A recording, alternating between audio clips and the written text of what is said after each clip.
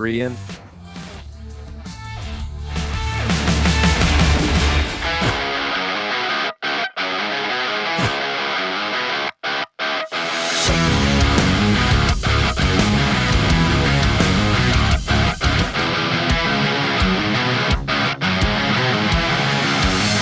Glides really well on the water, man. Nothing like a place a bit bigger than our pool, right? To put a boat. Today's the real deal test. We're gonna make our little boat row and row hard. You know, the little guy isn't finished yet, but we tested it in the Manuel do Mundo pool. Everything's okay. He can already handle a good rowing session.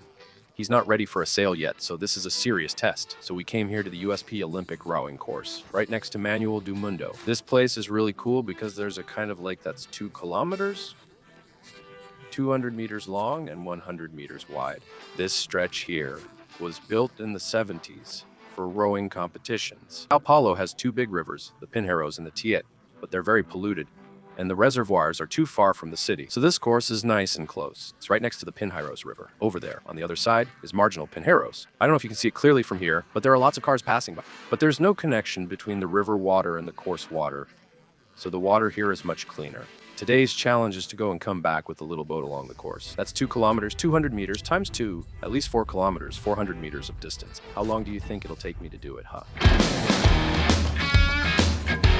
I think Ibra will take 1 hour and 43 minutes. I think about 2 hours. Man, not 2 hours either. The rowing coach over there said I'd do it in 1 hour. Let's see. Hold on, let's go. Maybe right now you're wondering, why on earth would a sailboat need oars? If you look at a big sailboat, you'll see it has a motor because the wind isn't always blowing. And when you need to maneuver the boat, say in a marina, if there's no wind, you'll have to use the engine. Or even at sea, if you need to dodge something or there's no wind, you'll use the motor. It's a weak motor, but it helps. Our boat is simpler. I can't even install a motor because I don't have an RICE, which is the Brazilian boating license. But we do have the oar option. The idea isn't to row 20 kilometers or anything like that. But if you ever get stuck in a reservoir arm or need to maneuver the boat, the oar's what'll save you. Now, I need to find my bearings here. Really? Wow. I think I'll take even longer. I can't even get the oar in the water.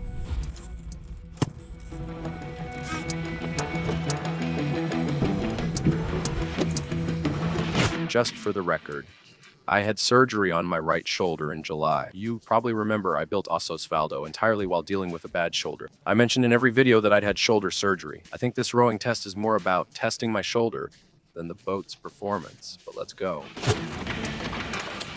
The boat's doing fine. It's just me who needs to learn how to row. You've got to get both oars in the water at the same time and lift them out at the right moment.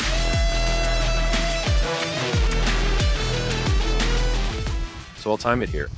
I'll log it on Strava in plain sight. Here we go. Look, I've entered the other lane.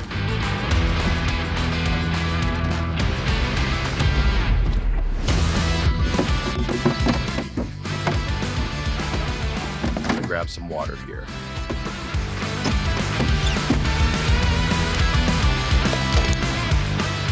So far, I'm still learning.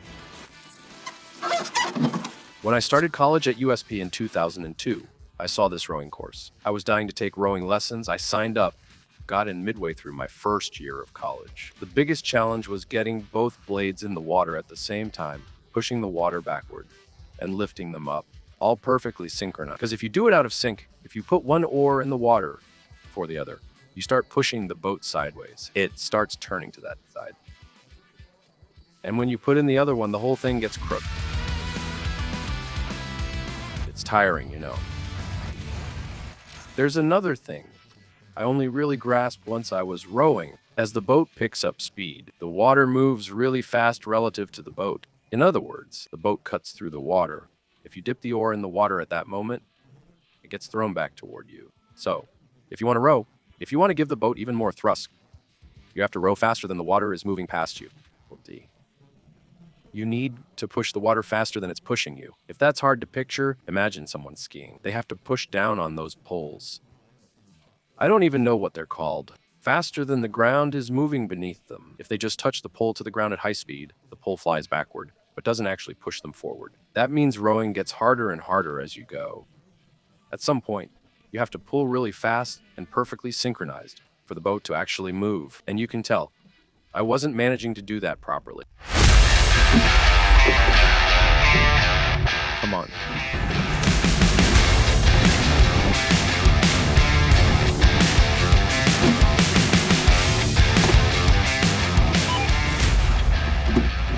How much time has passed, mate?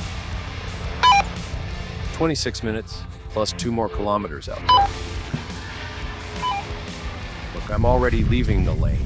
I'm going in the completely wrong direction. And even rowing on just one side, I can't steer the boat properly. Anyway, I have to omit my rowing lessons. 20 years ago, at one. I don't remember, for example, the correct angle to put the oar in the water, whether it should enter at exactly 90 degrees to the surface, or slightly different, but anyway, I'm conquering the challenge. Fine. I think I'm almost halfway there. This boat doesn't have a sliding seat. The bench I'm sitting on doesn't move. So all the force I apply has to come from my arms. If it were a boat with a sliding seat, I could use my legs for most of the power.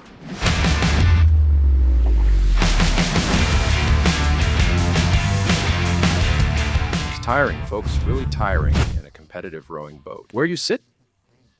The seat is mounted on rails, so it slides backward and forward. That means you can lean way forward and then push with your legs when you pull. So you push with your legs, the seat slides back, and then you pull with your arms, all at the same time. If you go to a gym, you'll see rowing machines work like this. The seat slides, it's a full body workout. Without the sliding seat, you can't use your legs. So, almost all the effort comes from your arms, plus a little from your core. I'm not even sure if I should be using my abs, but anyway, while rowing, I was. The boat glides really well. No water got in at all. We'll need to add some protection. Where the oar hits the gunwale, it's getting pretty beat up. I notice the bottom feels a bit slippery. Sometimes I slip. I don't have a great position to place my legs for rowing. But then again, it's not a rowing boat, right? It's a sailboat. The oars are more like an accessory. As a sailboat, I think it'll be really great. I made it.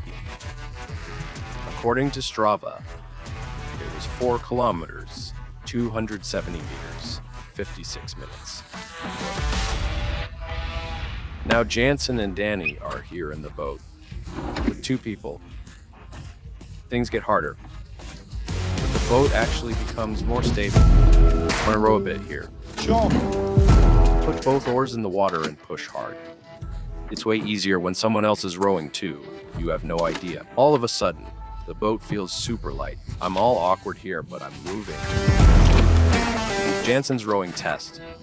The guy watched me row for 4 kilometers. Now he's fired up. This little race is going well. Yeah, it's a good race. You'll probably beat me. Final verdict, my shoulder passed. I managed the whole route without any pain at all. And I'm recording this video right now. A few days after the rowing session, it didn't hurt at all. Everything's fine. The boat held up too, no parts broke, no water got in, it's light and glides well.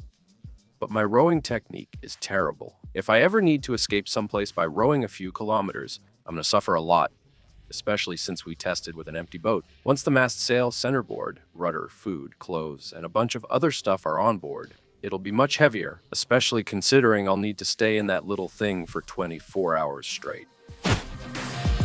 Well, if there's one thing we can say after this first real test, it's that, by far, this is the best boat we've ever built at Manuel do Mundo. It's a real boat. It's approved. Let's put a sail on this little guy.